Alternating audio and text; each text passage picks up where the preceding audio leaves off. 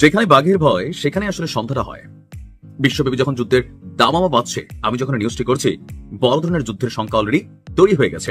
দর্শক, হঠাৎ করে আপনার কম্বোডিয়া এবং থাইল্যান্ডের মধ্যে যে যুদ্ধের আবহ ছিল সেটা কিন্তু শুরু হয়ে গেছে। রাষ্ট্র হিসেবে অনেকটা দুর্বল রাষ্ট্র হচ্ছে কম্বোডিয়া, আর থাইল্যান্ড মার্কিন যুক্তরাষ্ট্রের মিত্র, থাইল্যান্ড ইসরায়েলের মিত্র, থাইল্যান্ড চীনের মিত্র, থাইল্যান্ড কিন্তু রাশিয়ারও মিত্র। সো এদিক থেকে থাইল্যান্ড যথেষ্ট পজিটিভ একটা সাপোর্টিং অবস্থানে আছে। আর এখন আমরা যে যুদ্ধটার কথা বলছি, এটা শুরুয়াতটা কিন্তু কম্বোডিয়া করছিল। একটা কথা আছে যে ভাবিয়া করিও কাজ, করিয়া ভাবিও না।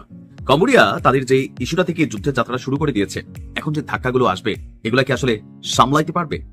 অলরেডি থাইল্যান্ড তাদের বড় ধরনের অ্যাকশন আমরা দেখলাম যে প্রথম ধাপে শেষ করে ফেলেছে।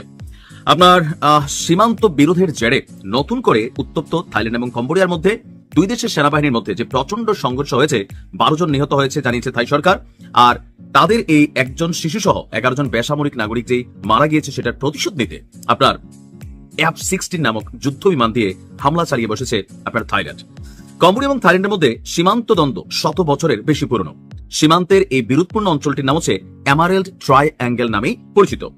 এই অঞ্চলের 11 শতকের একটি মন্দির নিয়ে 2008 সালে আনুষ্ঠানিকভাবে কম্বোডিয়া এবং থাইল্যান্ডের শত্রুতাটা প্রথমবারের মতন সামনে আসে। এরপর প্রতি বছরই ছোটখাটো ঘটনা ঘটেও এই প্রথমবার এত বড় আকারের যুদ্ধে আপনার লিপ্ত হয়েছে দুই দেশ। থাইল্যান্ডের দাবি, কম্বোডিয়া জোরপূর্বক ড্রোন দিয়ে নজরদারি করছিল তাদের রাষ্ট্রের ভিতর। অন্যদিকে আবার কম্বোডিয়ার অভিযোগ, থাই বাহিনী চুক্তি লঙ্ঘন করে এমারেল্ড ট্রায়াঙ্গল অঞ্চলে অগ্রসর হচ্ছিল। এই অঞ্চলের বিরোধপূর্ণ তা কোনোভাবেই কম্বোডিয়া মানতে রাজি হয়নি। মূলত থাইল্যান্ডের F-16 যুদ্ধ বিমান কম্বোডিয়ার একটি সামরিক স্থাপনায় কিছুক্ষণ আগে আমি যখন নিউজটি রেকর্ড করছি বোমা বর্ষণ করেছে বলে নিশ্চিত করেছে থাইল্যান্ডের সেনাবাহিনী। কম্বোডিয়া বলছে বোমা দুটি একটি সড়কের পাশে ফেলা হয়, তবে এখন পর্যন্ত নিহতদের হতাহতের সংখ্যা প্রকাশ করেনি। থাইল্যান্ডের স্বাস্থ্য মন্ত্রণালয় বলছে যে এই হামলায় 24 জন বেসামরিক ব্যক্তি এবং 7 জন সেনা সদস্য আহত হয়েছে।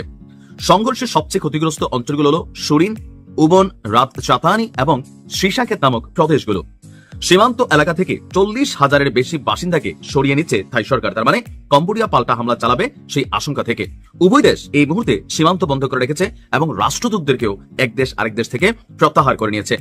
আর কম্বোডিয়ার প্রধানমন্ত্রী তিনি বলছেন, আমরা শান্তিপূর্ণ সমাধান চাই, তবে সামরিক আগ্রাসনের জবাব সামরিকভাবেই দিব।